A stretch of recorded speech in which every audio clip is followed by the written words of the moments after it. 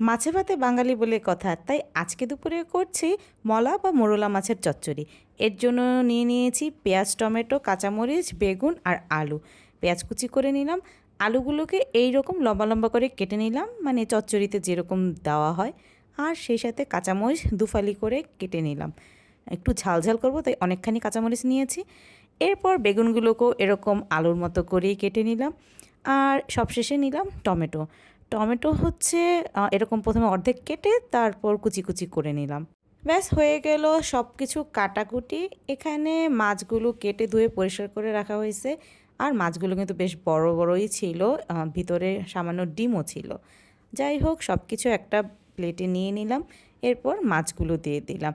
এটা আমি এরপর একটা বাটিতে নিয়েছি মাখার জন্য।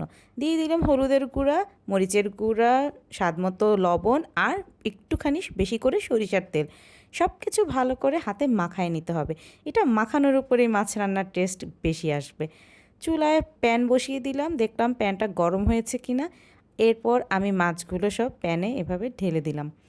মাছগুলো একটু ছড়িয়ে দিলাম। এরপর এটাকে ঢেকে দিব অল্প কিছুক্ষণের জন্য।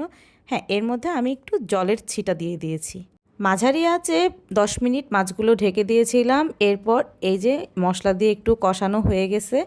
তারপর আমি এটা একটু ভালো করে নেড়ে চেড়ে সামান্য পরিমাণে জল দিয়ে দিলাম আর দিলাম ঢেকে। এরপর ধনেপাতা কুচি করে নিলাম। প্রায় 20 মিনিট মাছটা আমি রান্না করেছি। এই যে মাছটা রান্না হয়ে গেছে, উপরে তেল ভেসে উঠছে। এরপর আমি একটা টিস্যু দিয়ে কড়াইটা একটু পরিষ্কার করে নিয়েছি। যাই হোক, ধনেপাতা কুচি দিয়ে দিলাম। হয়ে গেছে আমার মাছের চচ্চড়ি। বাস প্লেটে নামিয়ে নিলাম। কেমন হয়েছে কমেন্টে জানাবেন। এরকম আরও ভিডিও দেখতে হলে আমার চ্যানেলটি সাবস্ক্রাইব করুন।